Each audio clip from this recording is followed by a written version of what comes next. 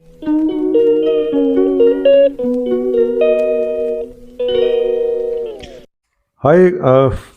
Good morning, सत श्री अकाल, आदाब, नमस्कार, वणक्कम, जय हिंद दोस्तों।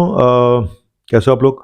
कल मैंने एक वीडियो बनाया था जिसमें कि मैंने बताया था मेडिकल इंश्योरेंस से रिलेटेड कुछ खुलासा किया था, और हालांकि मुझे काफ़ी कुछ झेलना भी पड़ा उसके बाद, वो मैं नहीं बता सकता हूँ यहाँ पर, लेकिन सच बोलता रहूँगा, इतना पक्का है।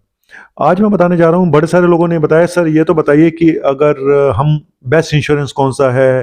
तो मुझे लगा कि और अगर हमारा इंश्योरेंस हमें नहीं मिलता तो हम क्या करें। तो मुझे लगा चलो इसी पे एक वीडियो बनाता हूँ, और बड़े न्यूट्रल होकर मैंने ये वीडियो बनाने जा रहा हूँ, बताने जा रहा हूँ।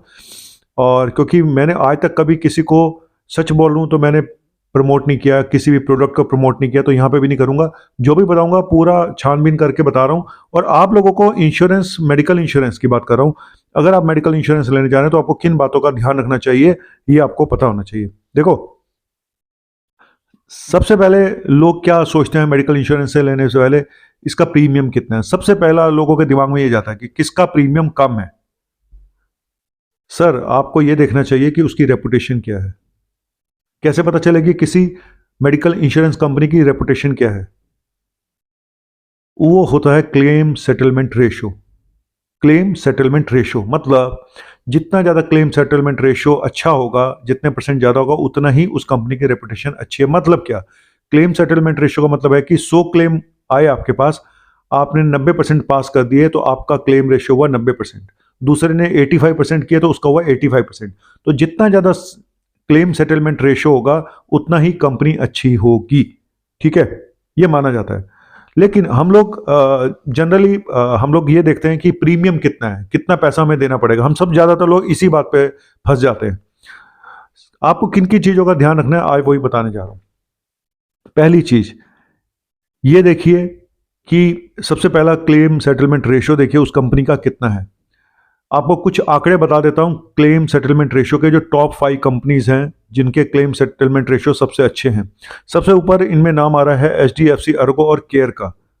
एचडीएफसी अर्गो 97% इनका क्लेम रेशो है, सेटलमेंट जो क्लेम रेशो है, क्लेम सेटलमेंट रेशो, और केयर का है 95.2%। तो ये दो टॉप पे हैं।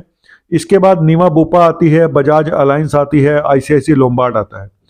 आईसीआईसी लोम्बार्ड 85% है। इसके बाद और कंपनियां भी हैं, लेकिन ये जो टॉप 5 मैंने बताई हैं इनके ये क्लेम सेटलमेंट रेशो है। लेकिन एक चीज मैं और बताऊं, अगर आप नेट पे सर्च करोगे तो कई बार आपको क्लेम सेटलमेंट रेशो अलग अलग साइट पे अलग अलग मिलेंगी। कोई बता रहा होगा 80%, कोई बता रहा होगा 60%, कोई बता रहा होगा 90%। तो आप कैसे ट्रस्ट करें। मैंने ये जो ओवरऑल एक मैंने व्यूज देखा, सारी जितनी भी साइट थी खंगाली, तो मुझे पता चला कि जो टॉप मोस्ट जो कंपनियां हैं उसमें दो नाम तो बड़े यूनिवर्सल आ रहे हैं हर जगह पे कि ये कंपनियां सबसे टॉप मोस्ट हैं। उसमें एक एचडीएफसी अर्गो और एक केयर, ये सबसे ऊपर आ रही हैं जहां पे बात होती है एक जनरल व्यूज है। और मैंने जो हॉस्पिटल में भी पूछा तो इनके व्यूज इनके लिए बहुत अच्छा व्यू था। केयर जो था पहले रैली गेयर के नाम से था, अब केयर बन गया। लेकिन आपको यह भी देखना चाहिए कि जब आप पॉलिसी लेते हैं, प्रीमियम तो आप देखते ही देखते हैं, उसके अलावा मैंने बताया क्लेम सेटलमेंट रेशियो देखेंगे। उसके अलावा ये देखें कि नेटवर्क हॉस्पिटल कितनों से अटैच्ड है। क्योंकि कई बार ये होता है कि आपने पॉलिसी तो ले ली, आपके अगल बगल हॉस्पिटल ही कोई नहीं है उसके नेटवर्क पे कैशलेस, और बाद में आप ऐसी तैसी करा रहे हो रिम्बर्समेंट के लिए। तो ये भी देख लें। इसमें एचडीएफसी अर्गो 13,000 हॉस्पिटल से अटैच्ड है। हालांकि अभी इन्होंने काफी हॉस्पिटल को डीपैनल भी किया एचडीएफसी अर्गो ने। उसके अलावा जो है इस मामले में स्टार हेल्थ के काफी हॉस्पिटल जुड़े हुए हैं, इनके भी करीब 10,000 से ऊपर हॉस्पिटल इनके साथ जुड़े हुए हैं। तो ये भी देखना होता है कि मैक्सिमम हॉस्पिटल जो पैनल पे हैं वो कितने हैं। लेकिन जब भी आप किसी अब प्रॉब्लम होती है छोटे शहरों में, वहां पे बड़ी प्रॉब्लम है। वहां पे आपको एक्सीडेंट हुआ, आप एक हॉस्पिटल में चले गए, उन्होंने बोला जी बाद में रिम्बर्समेंट करा लेना, और आप एडमिट हो गए, आपने सोचा कोई बात नहीं बाद में रिम्बर्समेंट कराएंगे। आपका मेडिक्लेम भी था, सब कुछ था, लेकिन फिर भी आपको पैसा नहीं मिला। क्यों? वो हॉस्पिटल रजिस्टर्ड ही नहीं था। लोकल जो अथॉरिटी थी, लोकल स्टेट अथॉरिटी, वहां से रजिस्टर्ड ही नहीं था। तो ये भी देख लेंगे हॉस्पिटल, आप कभी ऐसे हॉस्पिटल में अगर चले जाए तो ये पता कर ले कि हॉस्पिटल रजिस्टर्ड है या नहीं है, उसका रजिस्ट्रेशन नंबर है या नहीं है, रिन्यूअल हुआ या नहीं हुआ। नहीं हुआ तो फिर वो आपको वैसे एक सर्टिफिकेट देगा। अगर मान लो रजिस्टर्ड है लेकिन रिन्यूअल नहीं हुआ तो कोई बात नहीं है, वो हो जाता है। लेकिन ये जरूर देख लें कि रजिस्टर्ड भी है, रजिस्ट्रेशन नंबर है उसके बाद नहीं है। कहीं अगर आपका रजिस्ट्रेशन नंबर नहीं है हॉस्पिटल के बाद, तो आपका कितना भी बढ़िया मेडिक्लेम क्यों ना हो, जीरो हो जाएगा। और आपको क्या देखना होता है, उसके अलावा आपको ये भी देखना है कि उसकी टर्म्स कंडीशन क्या है पॉलिसी की। क्या वो कितना आपका एक को पेमेंट भी काटते हैं कि जी आपको अगर स्पेशली सीनियर सिटीजन के मामले में को पेमेंट काटी जाती है जी, अगर आपका बिल 5 लाख का आया तो आपको 10-15% आपको भी देना पड़ेगा, 20% तो ये भी चेक कर लें। रूम रेंट कितना पे करेंगे, वो आईसीयू का कितनी लिमिट है। और कई बार एक वेटिंग पीरियड होता है। वेटिंग पीरियड क्या होता है कि जी आपने पॉलिसी ली, 15 से 30 दिन का एक वेटिंग पीरियड होता है, ये आप उसमें देख लो, अगर आपको वापस करनी है तो पॉलिसी वापस भी कर सकते हो। उस दौरान अगर आपका कोई एक्सीडेंट हो जाता है तो उसका तो क्लेम मिल जाता है, बाकी बीमारियों का क्लेम नहीं मिलता है, इसको बोलते हैं वेटिंग पीरियड।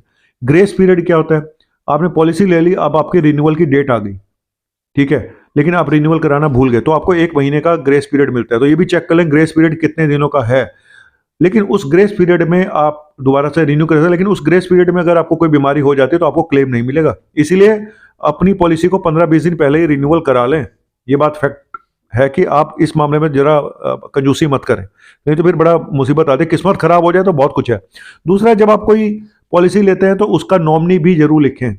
मान लो किसी पेशेंट की डेथ हो जाए तो 45 दिन के अंदर सारा खर्चा मिल जाता है, जो भी आप बाद में रिम्बर्समेंट करते हो, दवाइयों का खर्चा ये है वो है, लेकिन नॉमिनी नहीं होगा तो किसको मिलेगा खर्चा। और ये भी पता कर लें कि प्री हॉस्पिटलाइजेशन और पोस्ट, मतलब कि पहले और एडमिशन के बाद कितने दिन तक आपको खर्चा मिलेगा दवाइयों का, टेस्टों का, डॉक्टर की फीस का, क्योंकि ज़्यादातर कंपनियां 1 महीने तक रिम्बर्समेंट देती हैं। और ये भी देख लें कुछ डे केयर प्रोसीजर के पैसे मिलेंगे नहीं मिलेंगे, जैसे डायलिसिस है, कीमोथेरेपी है। 24 घंटे एडमिशन जरूरी होता है हर मेडिक्लेम में, ज़्यादातर अगर आपको चाहिए तो कैशलेस। लेकिन डे केयर फैसिलिटीज़ हैं या नहीं है छोटे मोटे कामों के लिए, वो भी देख लें। तो खाली ये मत देखें कि प्रीमियम कितना है, सस्ते के चक्कर में हमारे जाते हैं। सबसे बड़ी प्रॉब्लम हमारे हिंदुस्तान में है कि हम लोग सस्ता देखते हैं, ये नहीं देखते कि उसकी रेपुटेशन क्या है। तो ये भी जरूर देखें, सस्ता मत देखें खाली। और मैं नीवा बुपा जैसे है, हालांकि टॉप 5 में, लेकिन प्रॉब्लम क्या है नीवा बुपा के साथ, मैं जो देखता हूं हमारे पूरे वेस्ट दिल्ली में हार्डली इक्का दुक्का हॉस्पिटल हैं जो जहां पे नेटवर्क है इनका। तो ये प्रॉब्लम मुझे नीवा बुपा के साथ नजर आ रही है। हालांकि ये पहले मैक्स बुपा थी, शायद अब नीवा बुपा हो गई है। तो एक बार जरूर ये जरूर चेक कर लें कि आपके आसपास हॉस्पिटल का नेटवर्क कैसा है, कितने हॉस्पिटल इनके नेटवर्क पे हैं, ठीक है।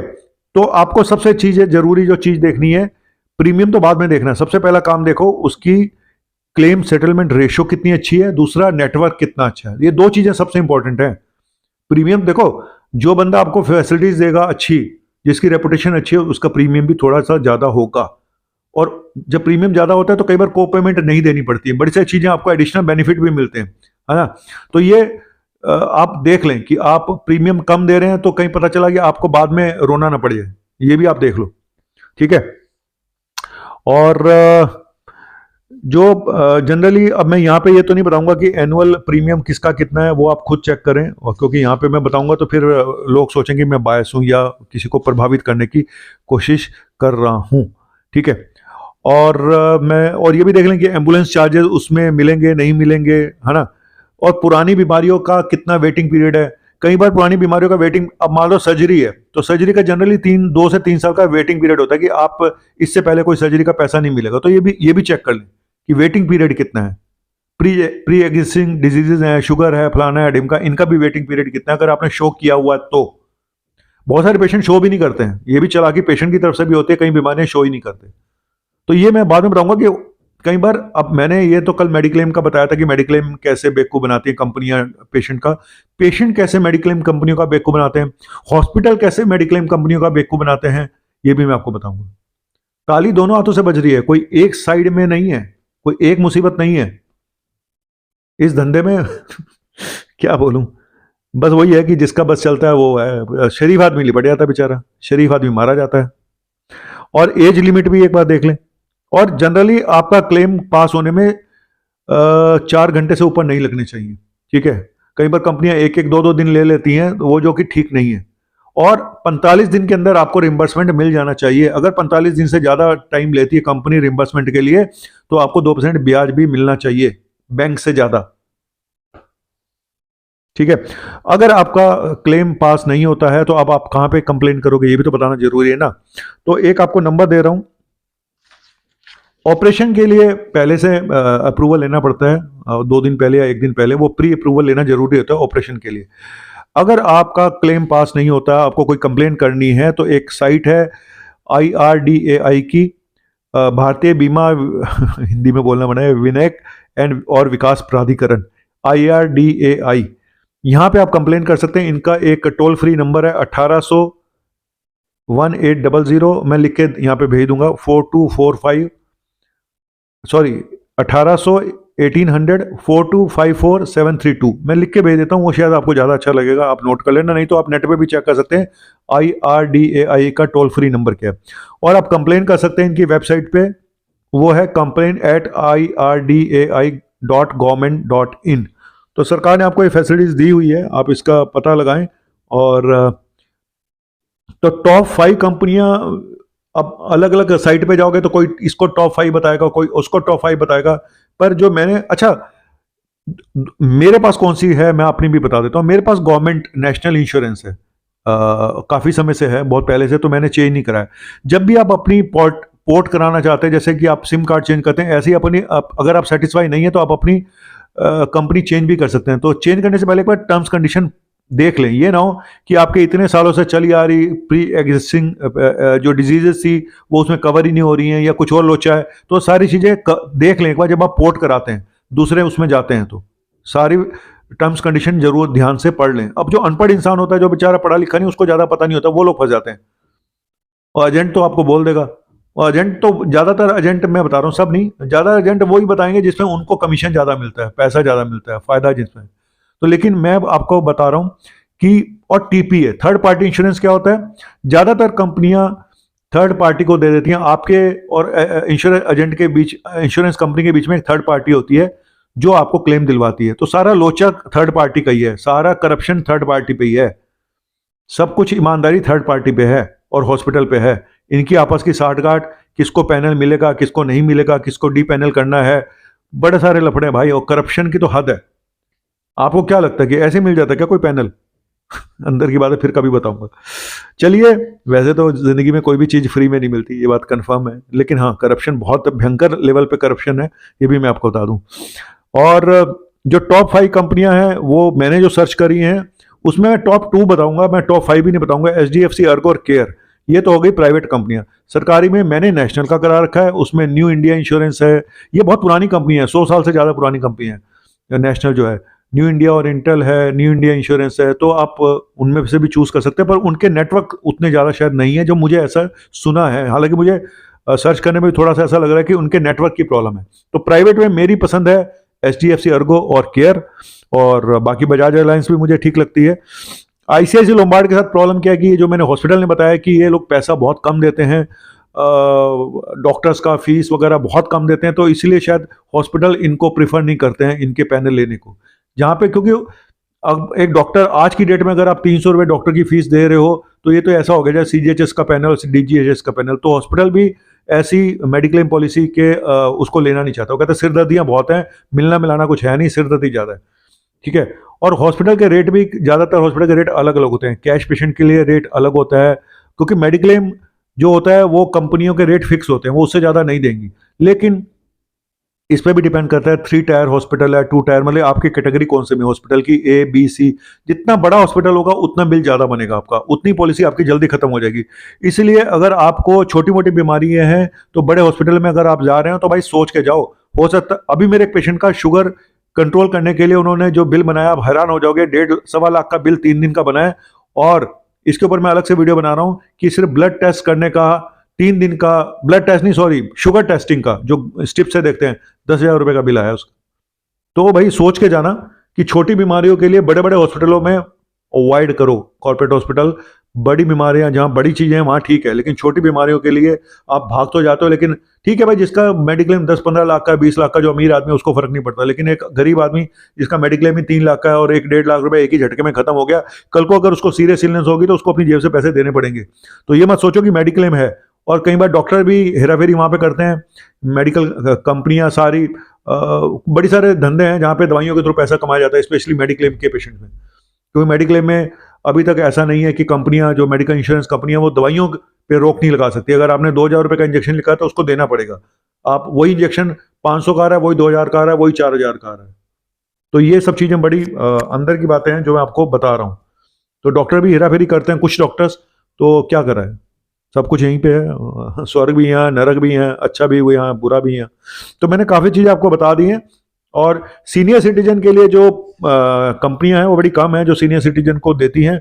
उसमें से एक तो स्टार हेल्थ है जो सीनियर सिटीजन के लिए इनके पास है, और दूसरी शायद एक दो कंपनियां और हैं, अगर आप ढूंढेंगे तो आपको मिल जाएगी सीनियर सिटीजन के लिए।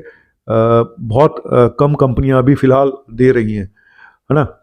तो लेकिन सीनियर सिटीजन का जब आप लेते हैं कोई भी इस तरह से, तो एक बार जरूर चेक कर लें कि उसमें सीरियस इलनेस के लिए कितना वो काटेंगे पैसा। महंगा होता है। एक मैक्स बुपा देती है सीनियर सिटीजन के लिए, और एक स्टार हेल्थ है। ये दो कंपनियां जो सीनियर सिटीजन के लिए देती हैं, ठीक है। लेकिन पढ़ लें, देख लें सीनियर सिटीजन वाला, बड़ा फिर बाद में रोए मत कि इतना ज़्यादा प्रीमियम चला गया हमारा, ये 1,00,000 रुपये महीने साल का जा रहा है, 2 लाख जा रहा है। तो सब चीज़ें देख ले, कौन सी बीमारियों का उसमें है, कौन से का नहीं है। तो कहना आसान है, जब शुरुआत होती है प्रीमियम देने की तो बहुत कम होती है, धीरे धीरे बढ़ता जाता है, इतना बढ़ जाता है बाद में जाके। तो हर चीज़ को पहचान लें, पढ़ लें, हिंदी में कायदे से, आपकी लैंग्वेज में होनी चाहिए सारी चीज़ें, जिससे कि आप आसानी से उसको समझ लें। शुक्रिया। और कैसा लगा ये वीडियो, मैंने बिना किसी लाग लगावट के आपको बताया है। मेरी अपनी कंपनी कौन सी, मैंने ये भी बता दिया, और जो एक ओवरऑल इमेज है कंपनियों की वो भी मैंने बता दिया, कौन सी कंपनियां। और टॉप 5 में जो मैंने बताया आपको, जो मुझे नजर आ रही है मैं टॉप 5 में, तो फिर वही होगा कि एक साइड कुछ दिखाएगी, दूसरा कुछ दिखाएगी, ठीक है। और मेरा किसी कंपनी से पर्सनल कोई दुश्मनी नहीं है। हालांकि कल मेरे हॉस्पिटल को थोड़ी सी धमकी भी मिली है, लेकिन मैं कुछ नहीं बोलूँगा इसके ऊपर। मेरा काम है न्यूट्रल होके बात बताना। और ये बात सच है कि पेशेंट भी फ़ायदा उठाते हैं कंपनियों का, और कंपनियां भी कई बार गड़बड़ियाँ फैलाती हैं, इसमें कोई डाउट नहीं है। तो पांचों उंगलियां एक जैसी नहीं होती। और मैंने पहले भी बोला कि कंपनियों काफ़ी हद तक हमें रिम्बर्समेंट और सॉरी मेडिक्लेम मिलता भी है, कई बार अटक जाता है, कुछ चीज़ें ऐसी हैं तो मैं नहीं यहाँ पे बता सकता हूँ। पर यह है कि करप्शन हर जगह पे है, इसमें कोई डाउट नहीं है कि करप्शन हर जगह पे है। Thank you very much, bye, शुक्रिया।